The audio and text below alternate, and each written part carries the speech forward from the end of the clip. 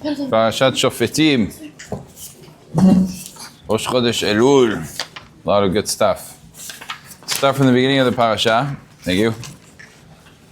The parasha begins a few topics. One of the topics, as mentioned in the first Ariyah of the Torah, Ki paleh mimecha davar la mishpat. As the Torah tells us that sometimes we have wonders. We don't understand what's going on. And Rabbi Shimon Me'astropoli, he says, he's one of the big Mekubalim of all the generations, a credible person. He writes that sometimes we have a question. We don't understand why Am Yisrael is suffering so much. Ki paleh mimecha davar la mishpat. You don't understand why there's so much mishpat, why there's so much judgment that happens particularly to Am Yisrael. If you think about it, we're the one nation that really suffers more than any other nation. There's no other nation that suffered like Am Yisrael. So you say it's a wonderment. We're the nation of HaKadosh Baruch Hu. How could be such a thing?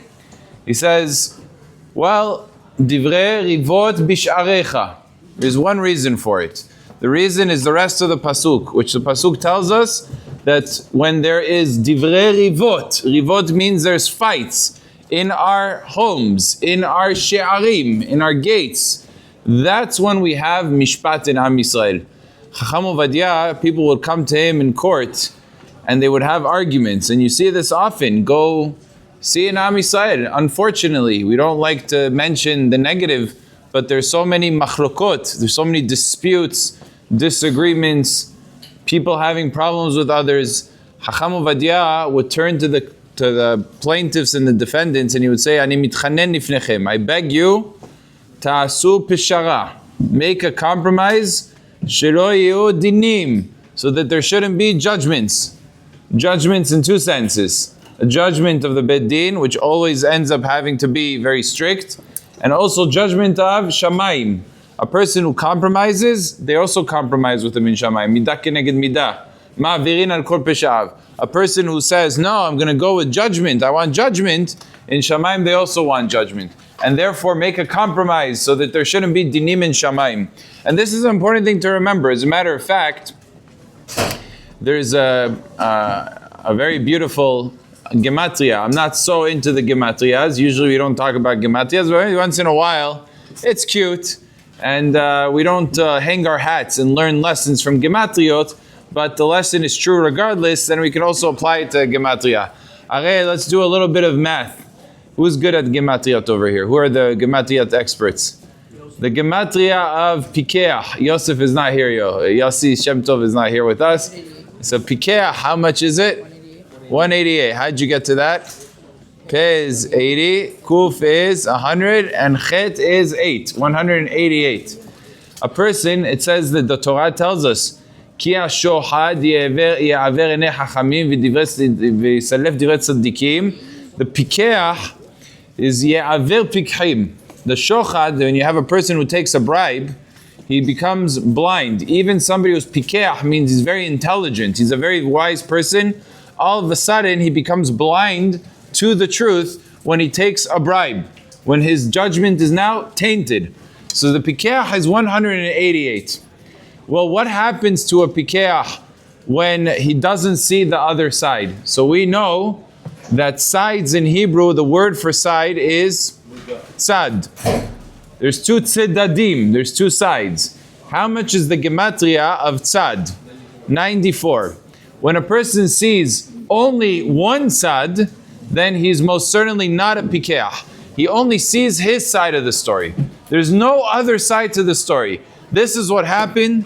He is wrong. He should be doing things differently. And if only he did listen to me, it would be a different story. He only sees his side of the story. It's either a husband and a wife. He hears all the problems she does to him, he knows well. All the things he does wrong, he doesn't even mention it. He doesn't even understand that there's something wrong. He only sees one side, he's not a pikeach. What does it take to be a pikeach? You have to have tzad ve'od tzad. You have to have two sides. He sees his side, and his side also has legitimacy. Nobody denies that. If he has grievances, they're real, they're legitimate. But he sees that there's another side to the story. If you take one tzad and you have another tzad, what do you end up with? So tzaddik and dalid is 94. 94 plus 94 equals 188. A person who's a pikeach, who's intelligent, understands that his story is one side of two stories. And he's able to see into the other person. And once you're able to understand that there's another perspective, you could disagree with it. You don't have to agree with the other perspective. But you understand that it exists, it already changes the complete dynamic. Now you take a person who's pikeach, and he's working with a second pikeach. You have two people that are intelligent, and they both understand that there's two sides. So what ends up with two pikeach? One pikeach has 188. Add another pikeach, 188. How much do you get? 300 and? No, not good math. 376. 188 plus 188 equals 376. How much does that equal?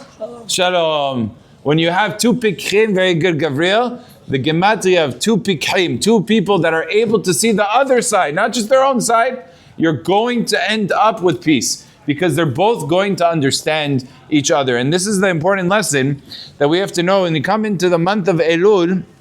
We have to understand that there's always two sides to a story, and we have to pay attention to the other people. When we're able to do that, then all of a sudden, a lot of the machlokot, a lot of the judgments against Am Yisrael start to recede, go down, and all of a sudden, Baruch Hashem, beracha ve'atzlacha happen. I'll give you one story on this topic to highlight the point. This is a true story that happened in America close to 50 years ago, maybe a little bit more than 50, maybe 70 years ago.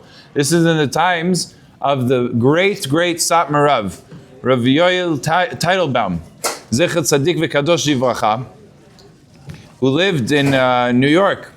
And it was a known thing that Rabbi Leeor Dahan, the Satmar Rav, he would very, very work hard on making matzot. Matzot was a very big deal. They would make chabura, it's called. They would put a group together of the Satmar Hasidim, and they would go to the matzah factory and they would work very hard. And you know, Satmar, they're very particular. They don't rely on everything. They wanted it a certain way, especially the Satmar Rav is very, very particular in halakha. Even any type of question, even if there was a majority, a consensus, if there was any question, he would put the matzot and he wouldn't use them for Pesach. So now, he actually became very close, good friends, with somebody who wasn't from the Satmar Hasidut. I don't know, it doesn't say, probably Ashkenazi, a different type, Litvish, some other area, and he became befriended. The Satmar Rav built a relationship with him, and he told the Satmar Rav, I'm very interested in making matzot together with the Rav. And as a matter of fact, if the Rav takes me, the Rav should know I'm very good at what's called, one of the processes of the making matzot is called ridud. Ridud means essentially flattening out the matzah, which happens to be a pretty difficult job, and the most important job, because if the matzot are not exactly flat, they're not going to cook well and thoroughly, and then they're going to be hametz. And the Ashkenazim, you know, they like it very thin, super, super thin. So if you don't do a good job, it ends up being thicker, too thick for their taste, and they make it pasul. They don't use it. So he says, I know how to do this very well. I've been doing this for many years. What does the Rav say? The Rav said, B'simcha rabba, of course, join in. You're going to be part of the group. We're going to put you in. They started making the matzot. And this man put in all of his effort. 100% effort, due diligence. He worked hard. He gave it his all. He was totally invested. And there was an individual in the group that walked over to this man. Now the Satmar Rav was the mashgiach, essentially, watching over the process, looking carefully, making sure everybody's doing their job properly. A man comes over to this fellow that's doing, his ridud, his job. He says, I've been paying attention. This is obviously not such a good person. He tells him, I've been paying attention to the Satmar Rav, and I want to tell you, he's been looking very carefully at your work. He's been eyeing you, he's been looking. I even saw him turning to one of the Hasidim and telling him all the matzot that he made, take it and put it to the side. He doesn't want to use your matzot. He's like, really? The Satmar Rav, that's how he did like this trick on me? He told me he wants me to come. He made me feel good. He made me feel important, only to put my matzot aside and to not use it? How could he do such a thing to me? He got so hurt by it that he stopped what he was doing and left. Just left I don't want to talk to the Satmar Rav. I don't want to talk to anybody. And for 2 whole years, the man never saw again the Satmar Rav. For 2 whole years. This Rasha Merusha takes what kind of evil it takes for a person. Let's say, let's just, for the hypothetical, let's say that's what the Satmar Rav did. And you go over and you tell that to the person. Why would you do such a thing? What an evil thing to do. If the Satmar Rav felt his matzot were not kasher, you're going to go over to the person who told you to say this and create machloket and create debate, create balagan. This is a terrible thing to do. A person has to be very careful. This is a person that's a rasha merusha for doing such an action. But listen to the end of the story. For 2 years, he didn't speak to the Satmar Rav. One of the Hasidim that was aware of the situation goes over to the fellow and says, "What's going on? You haven't come to the Satmar Rav for 2 years." He says, I have a problem. He says, "You're upset at the Satmar Rav and you don't want to talk to him? How could you do such? It's a Satmar Rav you're talking about. You're going to be upset at the Satmar. Go talk to him. You have a problem? Tell him that you have a problem. You can't just let this continue." He says, "You know what? He didn't want to go at first. He pressed him. He said, 'No, absolutely. You have to go to him. You can't allow such a thing. Have a talk with him.'" He says, "Fine. Let's go together." They went together to the Satmar Rav. He walks over to him. He says, "Does Kvod Rav remember me?" He says, "Vetach, I remember you. I remember you from 2 years ago. You made matzot with us. And I was looking for you already for 2 years. I had to tell you that I saw the job you were doing. It was such a good job. I even told my shamash, all the matzot that he makes, put him aside. I want to be eating only those matzot on the night of the Seder. Leave them on the side for me to eat. I'm telling you, I was looking for you for 2 years. You just disappeared. I wanted to thank you for those amazing matzot that you made." He hears this and he's shocked. For 2 years he's been living that the Satmar Rav separated his matzot, didn't like him, played a whole trick on him, lied to him. This is what he was thinking because that's what he heard. He didn't bother thinking, is there another side to the story? Maybe I should talk to, sometimes just communication. People have this impression, no, he doesn't like me. How do you know? I heard he doesn't like me. Go talk to him. How do you know it's true? Maybe somebody told you something that wasn't true. It might not be the case. And that makes all the difference in the world. But sometimes a person who's not a pikeach, he doesn't think there's another side to the story. And that's when machloket begins, starts, and sometimes, unfortunately, even ends. Always remember, there's tzad aleph, there's side 94, and there's another 94. And if he puts both 94s together, and he knows there's 2 sides, he's a pikeach. He's an intelligent person. If he doesn't do that, he's going to end up with machloket. This is said over by Rav Shlomo Miller, Shalita. Incredible point that we have to be always aware of. Because as a human being, I'll tell you, it's very hard.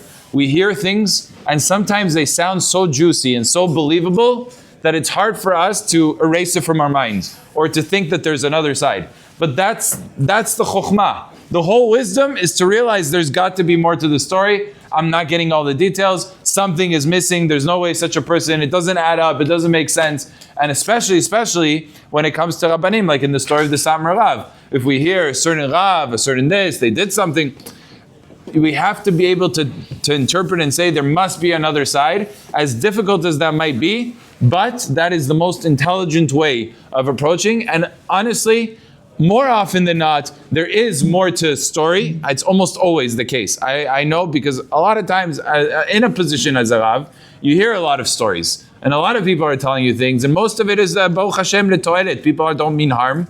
They tell you things, and you hear a certain side. And you think, you really want, you sort of have this tendency to believe. It's got to be true. So he's saying it while he's making it up. So always have to stop yourself and catch yourself and say, wait a second, but I didn't talk to the person. I cannot formulate an opinion about a person when I didn't sit down and speak to that person to hear his side of the story. And that changes everything. Husbands to wives, friends to each other, classmates, to speak things out. You think you know, you might not know. You might hear a whole different side to the story.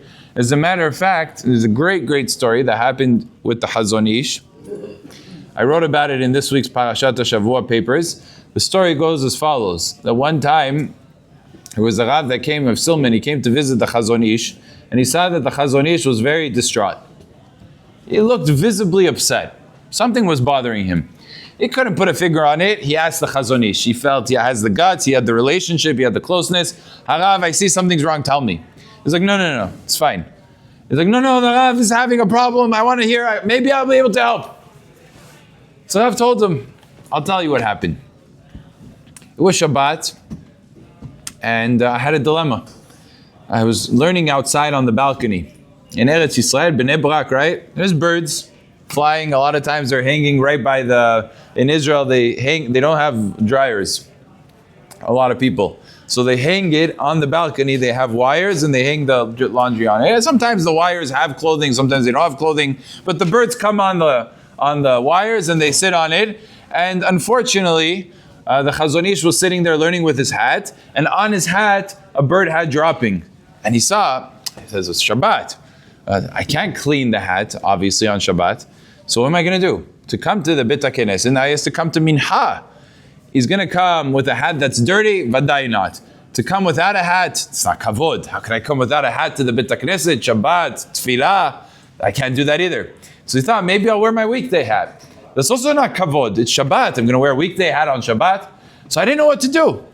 Not to go to Beit HaKnesset. How can I not go to Beit HaKnesset? So he thought. He said, I got an idea. He said, I'm going to take a talit, and I'm going to wear my talit in Mincha. That's kavod. I'm going to put it on my head. Instead of having a hat, I'll wear the talit of Shabbat for Mincha. I'll be able to go. Sisu v'simchu, shalom al Yisrael. I have a solution. Oh, that's what he did. He came to Mincha, and he wore the talit instead of wearing a hat. He was happy with the solution. That specific week, a Talmid Chacham, a very prestigious Rav, came from Yerushalayim to visit Bnei Brak. Somebody who was not there often. He sees the Chazon Ish wearing a talit in Mincha. What's this hanaga? What is this? The Chazon Ish wears a talit during Mincha of Shabbat? He was thinking about it. Okay. A week later, the Chazon Ish gets a letter. What's the letter? This Rav wrote a whole teshuvah to explain why the Chazon Ish wore a talit in Mincha and what's the basis for the minhag of doing such a thing. Is the Chazon Ish, and at the very end of the letter, by the way, he wrote, I hope I was mechaven to da'at a Chazon Ish. I hope that all what I wrote is really the true position of what the Chazon Ish was doing. Is the Chazon Ish was looking and he says, I don't understand. I live here. Why didn't he just come and ask me why I did it? He wasn't mechaven to me. He didn't come up with why I did it. At best, he maybe had a good pshat in what the bird was doing when it was going ahead and dropping on my hat. But what I did is completely not the same. Is sometimes the answer is just ask, communicate, talk, and you'll be able to find the solution and figure out instead of inventing a whole bunch of chidushim. There was another story, similar story, that happened with Rosh Taimin. Someone came to visit him on Motzei Shabbat. He saw that he did Havdalah. Said, Borei Pri HaGefen. What's the next thing you're supposed to do after Borei Pri HaGefen? Besamim. And then after Besamim? Haesh. And after the Haesh? Mavdil ben Kol Shehol. So what does Rosh Taimin do? Rosh Taimin said, Borei Pri HaGefen.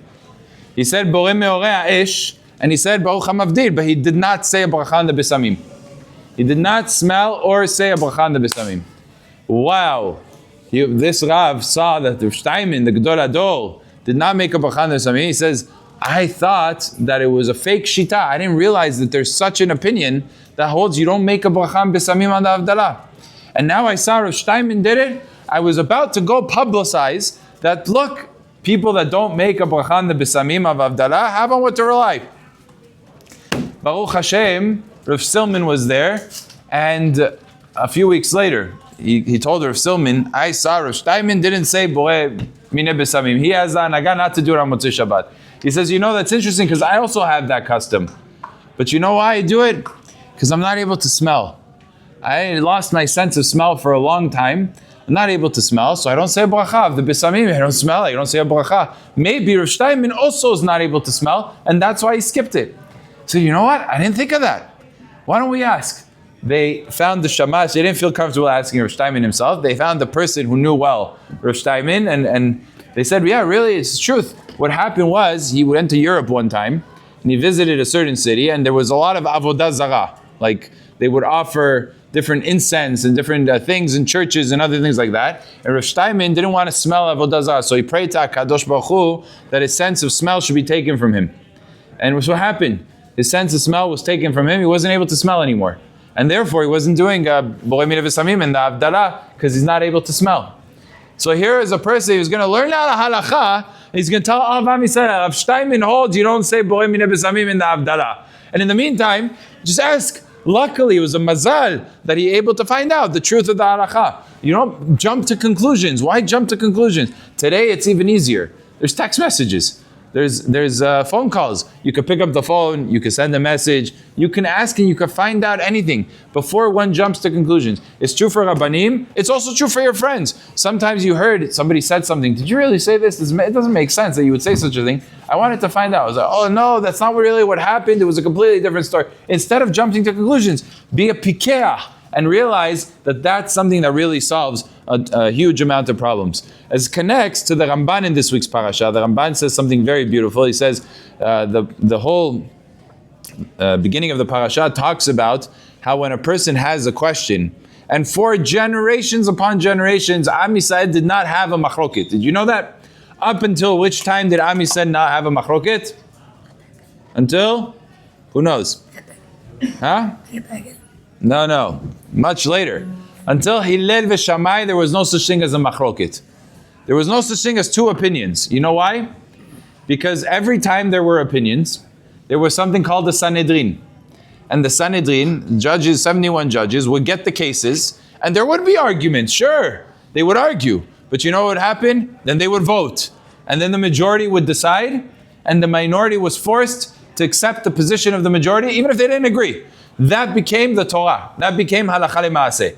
For generations, since the time of Moshe Rabbeinu, the times of Yoshua bin Nun, the times of Shmuel HaNavi, David HaMelech, Shlomo HaMelech, all the way down to Asa, Hizkiah, Tzidkiah, through the whole Melachim, all the way to the second Bet HaMikdash.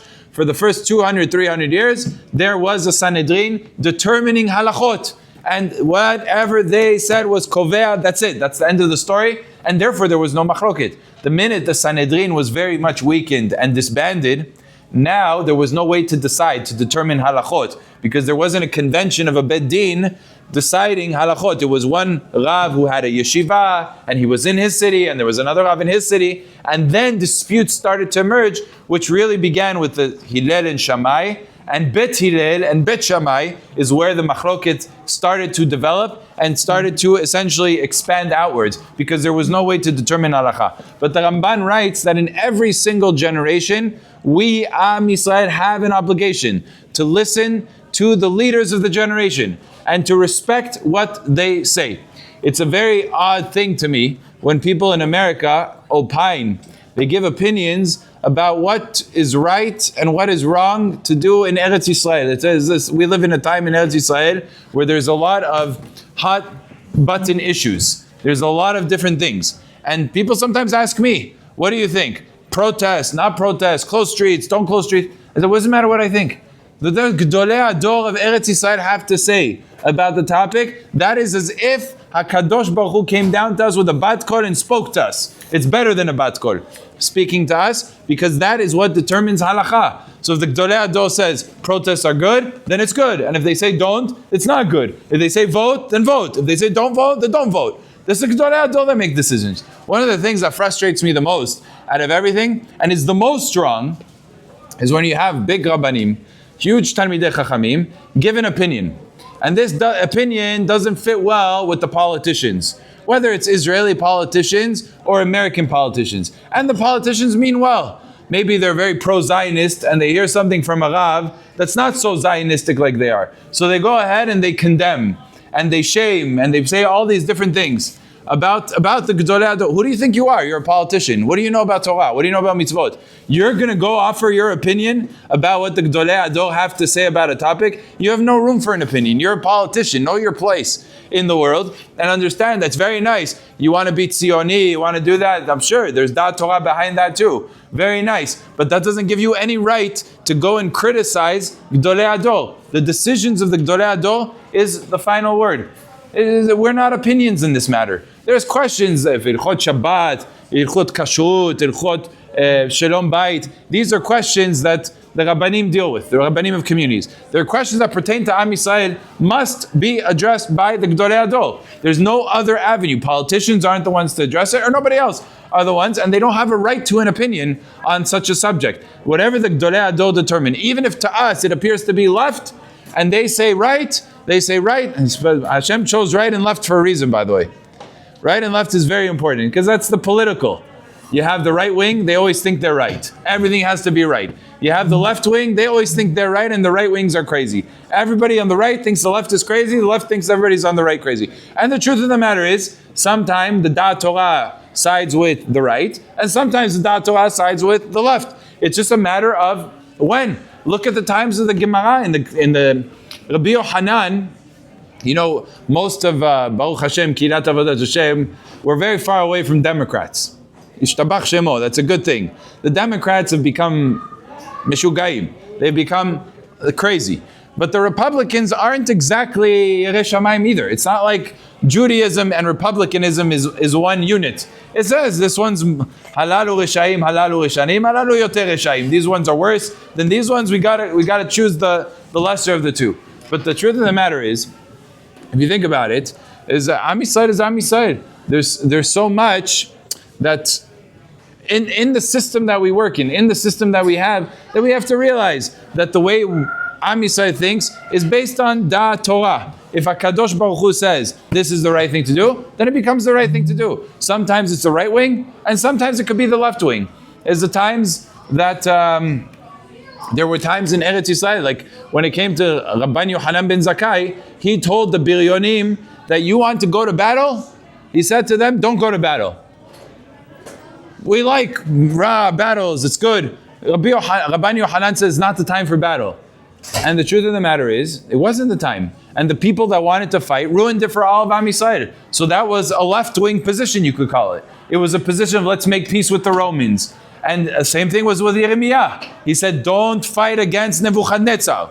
Don't rebel. Pay the taxes. Bow your head down. Accept the yoke of Nebuchadnezzar. That's what Yirmiyah was telling Am Yisrael. It's a very left-wing position. The right wing was saying, what do you mean? It's Chilul Hashem. We should fight him. He's a goy. He's a rasha. Why are we fighting him? So it's sort of the natural tendency is, yeah, we should fight. We should defend the HaKadosh Baruch Hu. But sometimes it's not the will. So we have to always follow Da'at Torah. If you right is left to us and left is right, we have to follow HaKadosh Baruch Hu. Listen to this story that happened in the times of Moshe Feinstein. Look at the greatness of the righteous people that sometimes we think, maybe we question their judgment, and then we see at the end how much truth there is. What happened in his time? He was a very young man. He was 23 years old when he became the rabbi of the city. 23 years old. And the city, you know, not always, you have somebody young, it's a challenge. He's a young man, he's still no white hairs, no anything. Is the community supposed to accept everything he has to say on weighted decisions, very important things. So what was the question? There was a person in the city that was the biggest anti-Jew that there was. He was Jewish, but he was the worst of the worst. Every single time he would report against the Jewish community to the government. And they would constantly have issues and problems with him because he knew the scoop, and he would always present it in a negative way, and the government would get involved, and there was always heavy penalties, heavy fines, jailing, a lot of persecution that would happen because of this one person in the city. He was a Moser 100%. An evil Jew, nobody wanted anything to do with him. His reputation went before him in a very negative way. Moshe Feinstein arrived in the city, and a short while later, this man became very ill. He was elderly and he was terminally ill. He knew he didn't have much time. He summoned the Chevra Kadisha. He told the Chevra Kadisha, I want to speak with you. And he started crying before them. I feel so bad. I did so many sins. Look at my state. Look how terrible I'm in. I'm sick. I'm going to die. I want to do teshuvah, but I've done so many bad things. What kind of teshuvah can I really do? I need you to do me a favor. I need you to do something very egregious. Very different form of teshuvah. Most people, they're buried with the head up. The back to the ground, head up. I want you to bury me in a very disrespectful fashion, an unacceptable fashion of head down. to be teshuvah v'kapara, for all an atonement for all the terrible things that I've done to the community. I need to repent. I need you to do this favor for me. So Chevra Kadisha, they didn't know what to do. They said, Tov, listen, Habibi, you're alive, Baruch Hashem, you should live to 120 shana. We don't need to discuss this. But HaKadosh Baruch Hu had other calculations. A few weeks later, he passed away. Now, within the Chevra Kadisha, they're supposed to bury, there was a dispute. Some are saying, listen, Chevra Kadisha is not allowed to go 1 inch away from the accepted customs of the community. And this is not accepted. Not in Am Yisrael, not in the city, not anywhere. To bury somebody the other way, we can't go against. This is our job. Our job is to fulfill the halacha. We have to do it the way that all of Am Yisrael does it. The other half of the Chevra Kadisha was saying, listen, this man came begging to us. He asked us, it was his final request. It's his way to do teshuvah. You saw how he cried before us. We're not going to fulfill his request. He wants to do teshuvah. We should listen to him. So they had this dispute. They said, we have to take it to the Rav. We can't make a decision. They come. Rav Moshe Feinstein, 23 years old. They ask him this question. Harav, on the one hand, it's not mekubal. It's not accepted. On the other hand, he asked for it. He wants this. If he wants it, he's mochel. You see, for him, it's better for him. Maybe we should listen. Rav Moshe Feinstein said very clearly, very sharply, he said, absolutely not. We have to follow halacha. Halacha, we don't stray an inch away from the Shulchan Aruch. You have to bury face up. He requested, too bad. Whatever he requested doesn't make a difference. Halacha is halacha. You don't budge from it. They said, the half that wanted to do it that way, they accepted it b'lev shalem. They said, Harav said, that's it, we got to do it. The other half, some of them said, okay, Harav, beseder. The others, they had, well, he's kind of young. Why should we listen to him? How much does he know? We've done this for 50 years. He just comes, he's going to tell us what to do. They were questioning. The upper hand was, of course, with the Rav. The Chevra Kadisha followed, and they didn't listen to the guy. They buried like the Rav said. They buried face up, akor beseder. Now, not everybody agreed with the decision, but that was what was done. A few weeks passed, police did something very unusual. The police of the city come to the graveyard, they come to the kivarot, and they dig up his grave. They open the grave, they look inside, they close the grave. The whole community finds out what's going on. Why did the police come? Why did they do it?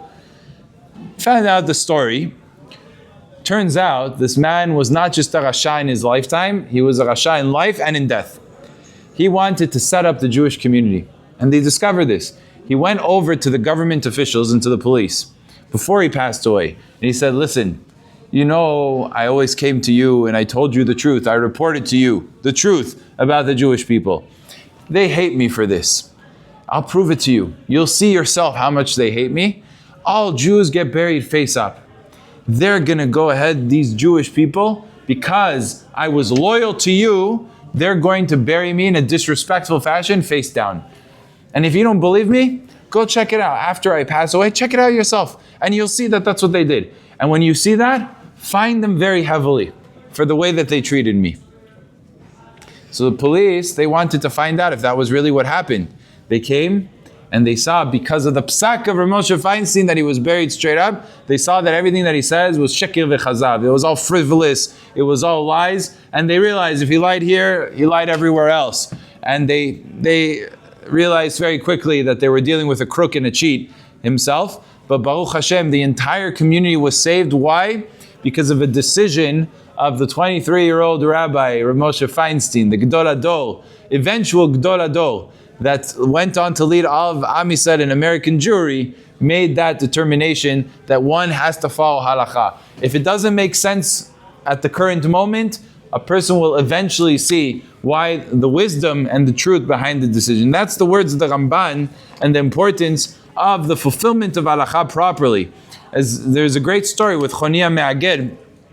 The Gemara tells us of this man who was the leader of the generation. All of Am Yisrael turned to him when they needed rain, they needed parnasah. He was the Bill Gates, lehavdil, 100 times over, right? He was the biggest financier of the generation because of him, everybody was able to get their parnasah. He employed the entire Jewish population with his tefillot. This tefillot, he was able to employ everybody. Incredible. So, Chonia Me'aged was learning a pasuk. Shir HaMa'alot B'shuv Hashem et Shivat Zion Haynu Kecholemim.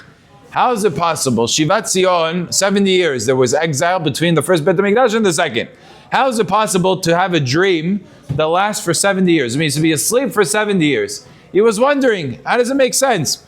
Says the Gemara, he walked along a path and he saw a man planting a carob tree.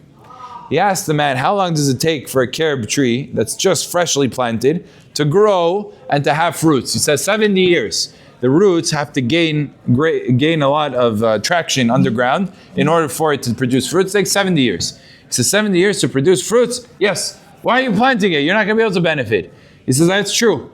But when I came to this world, were there carob trees? Vadai. Of course there were carob trees. That means someone else planted it and they weren't sure they were going to benefit? Same thing. I'm going to plant it for the next generation so that they should be able to benefit. Haniya Me'aged heard that. He was very happy with that. Because the Gemara says he went to eat lunch by the field and he fell asleep. And a rock came and essentially covered him up, essentially devoured him. The next thing he knows, he wakes up. He notices the tree is no longer a baby tree, it's a big tree, and it has fruits. You realize, how's it possible? He looked around, the scenery changed a bit, he realized 70 years passed. He slept for 70 years. So Gemara says, he slept for 70 years. He goes over, the horse he was traveling, it was a donkey he was traveling with, it already had children and grandchildren. Already 3 generations, past 70 years. Mamash. He walked home, he's like, where's my son? Is he alive? He said, oh, he's not alive, but his son is alive, meaning his grandson is alive. Haniya Me'aged, he hears this, like, he's waking up from his slumber over here. He says, let me go to the Beit Midrash. I don't know if this is all true. He goes over to the Beit Midrash, he hears them talking, and they're saying over Divrei Torah, and they mention that the Divrei Torah is so clear, it has the clarity like in the years of Haniya Me'aged. They're talking about it like it was ancient history. He walks over to them, he says, I'm Haniya Me'aged. They didn't believe him. How can you be Haniya Me'aged? 70 years ago, what are you talking about? We haven't seen him for 70 years. All of a sudden he showed up. What are you talking about? He's like, no, it's me. So the Gemara says, they didn't honor him in the level that they should have honored him. They didn't honor him and respect him to the level that he was honored and respected previously. And he recognized this. Although he tried to convey over, but he recognized that he wasn't going to get the honor. The Gemara says nobody was really willing to learn Torah from him, and he was suffering from the anguish of the fact that oh havuta, oh mituta, either he's going to have somebody to learn with, or it's better for him death than life. And he prayed to HaKadosh Baruch Hu that he should be taken from the world. He has no place in the world anymore. His place is gone from the world, and he left this world. The commentaries make a point. What's going on? If they are questioning that you're Haniya Me'aged, show them. You know all the Rabbi Akiva Egels, you know all of the Marshas, you know all of the Gemarot, all of the Mishnayot. Show them your brilliance. So the commentaries answer, a beautiful answer. They say, listen, the Torah of Haniya Me'aged was unparalleled. He was a great man, but it didn't fit for that generation. What does that mean, it didn't fit? Every generation understands and conceptualizes the Torah based on their reality, based on their understanding. And it has to be, the Torah doesn't change, but the presentation of Torah must change. The way the Torah is delivered over to the nation, the way it's expressed, the examples, the intricacies, has to be delivered, tailored to the generation. It must be.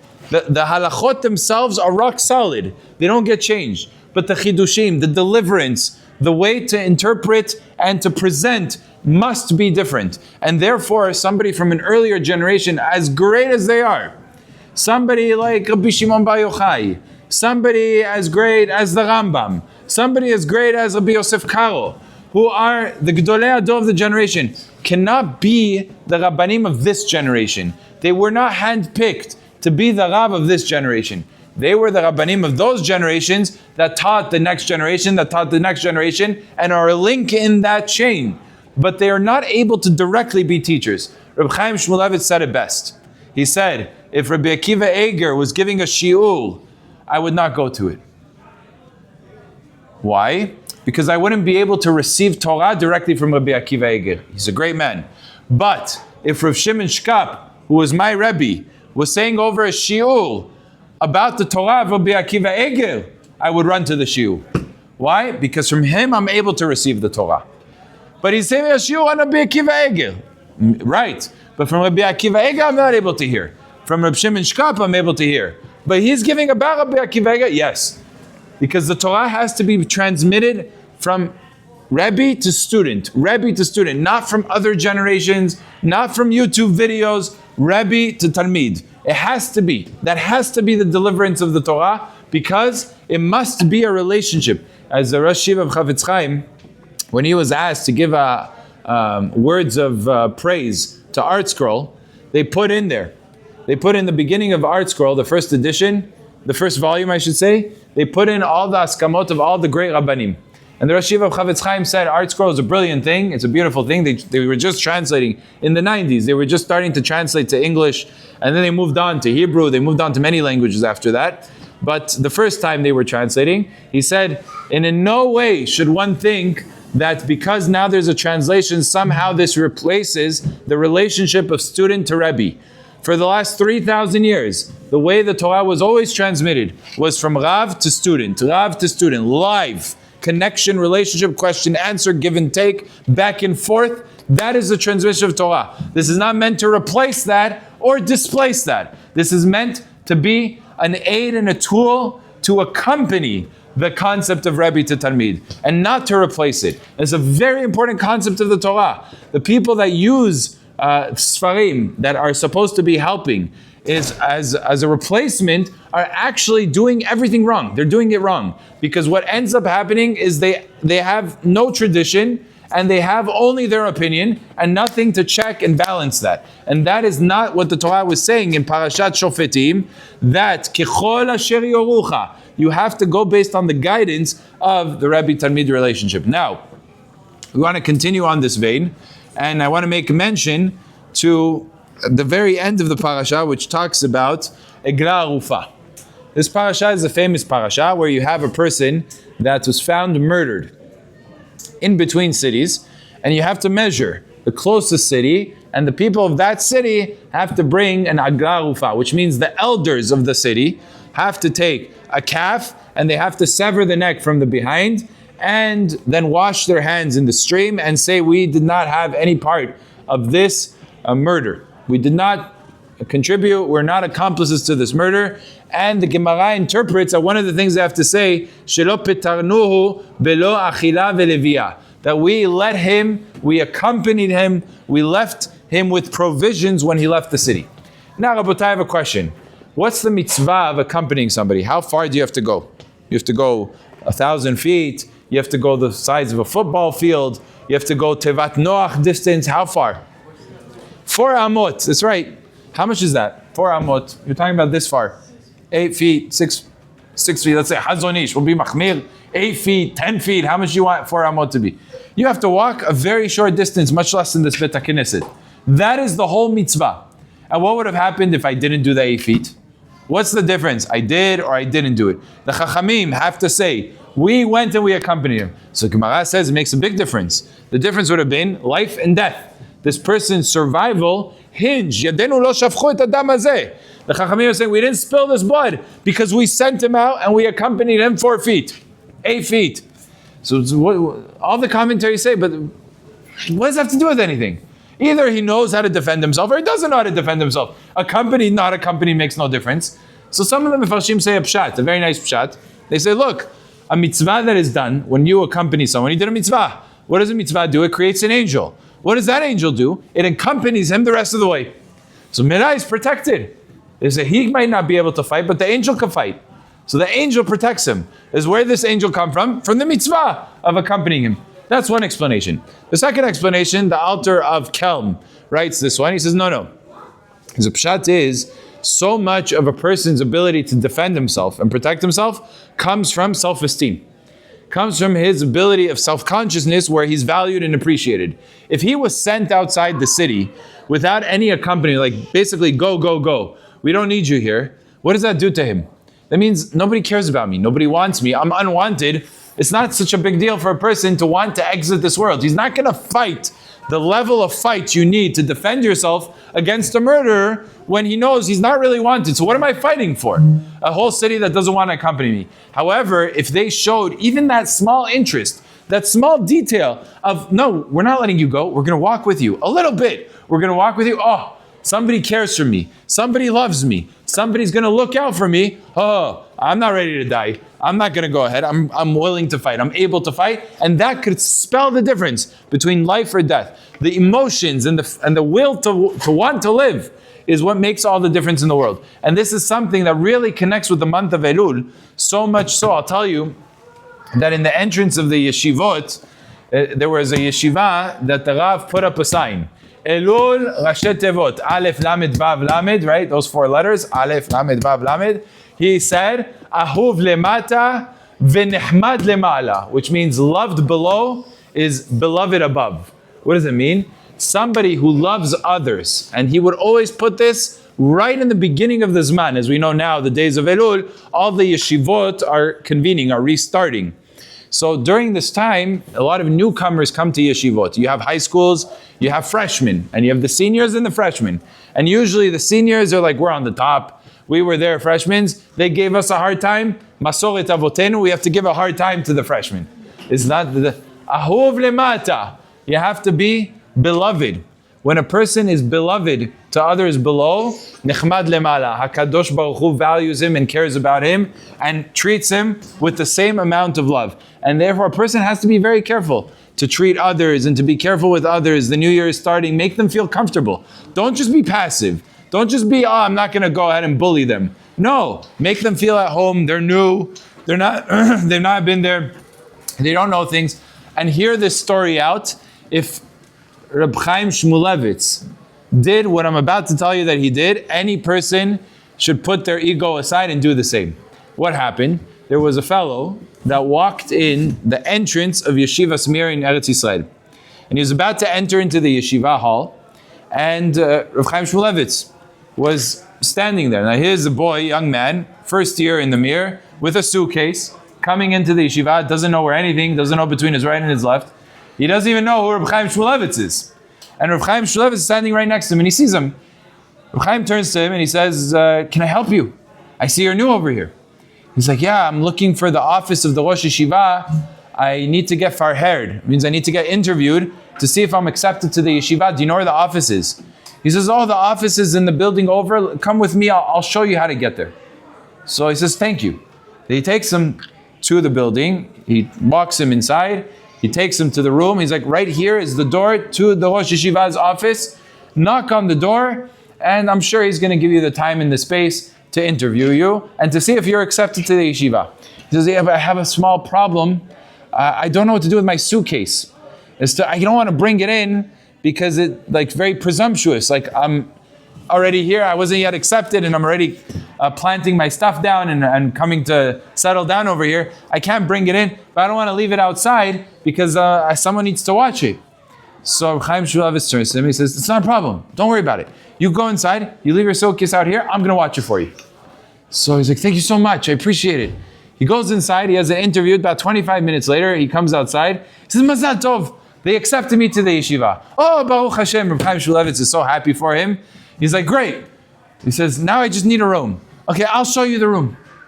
So he takes him, he says, here's your room. He takes him about a few streets down. He's like, just a few weeks ago, one of the Bachurim got married during Ben Azmanim, and he moved out. This room will service you well. Here is your closet. Here is your bed. You can get organized. Everything will be good. He's like, thank you so much. I apologize. I'm really, really sorry. I didn't even ask you, like, who are you? What are you doing in this yeshiva? He's like, oh, you don't have to worry about it. I'm just the shamash here. It means that I'm the attendant here. He's like, wow. I just have to tell you, I've never seen a shamash that was so committed to his job. The first thing that I'm going to do when I have the time, I'm going to go to the office and I'm going to put in a good word for you. Because you do such an amazing job of being a shamash. He's like, thank you so much. Well, 30 minutes pass. The shamash enters into the Beit Midrash. And of course, all the students are surrounding him and asking him about Rambam, Ktsois, Nesivis, back and forth. And he's hacking with them and they're having a whole discussion. And he walks into the Bet Midrash, this young man. He finally comes in, first time he's in the Bet Midrash. He sees the shamash, he knows so much Torah. He's surrounded by students. He looks at one of the guys and says, how does the shamash know so much? He's like, which shamash are you referring to? He's like, the shamash over there. And he tells him the whole story of how he's met him on the hallway. And it turns out, that's not a shamash. That's Rav Chaim Shmulevitz, the Rosh Yeshiva himself, one of the Rosh Yeshivas himself. And he realized, like, wow, what a yeshiva, where you have the Rosh Yeshiva simply attending to a student because he's new, because he's starting, he doesn't know where to go. He's helping him, no problem whatsoever, as long as it takes, as much as he needs, he does for him. If Rav Chaim Shmulevitz was able to be Ahuv lemata v'nechmad lema'ala Rashi Tevot Elul, then that's our responsibility. We enter into Elul, we are going to be, many of us are going to be seniors, juniors, sophomore. We're going to have people. Some are going to be freshmen, right? We have some freshmen here too, right? A few freshmen. But we have to be there to help and to do. And if you see somebody who's uncomfortable in their position, be there to assist them. You need help. You need somebody to explain. Be milavehim. Accompany him. Make him feel good. It makes the difference between a person who's willing to fight, who's willing to work hard, and it could change his whole life around. He could become a Ben Torah as a result of that one person that was caring for him and wanted and was interested in what was going on with him. And that is what the month of Elul is about. Learn from Chaim Shmulevitz, and Bezat Hashem we should be zocheh to see Yeshuot, to see Nehamot, to see Beracha in Am Yisrael, and to see the Shalom Shoreh in Toch Am Yisrael, and have Rahamim and not Dinim in Am Yisrael, and be zocheh to all the Berachot Kulam. V'chen yatzov v'nomar Amen. Rabbi Hanan HaKashar Omer, Rasa HaKadosh Baruch Hu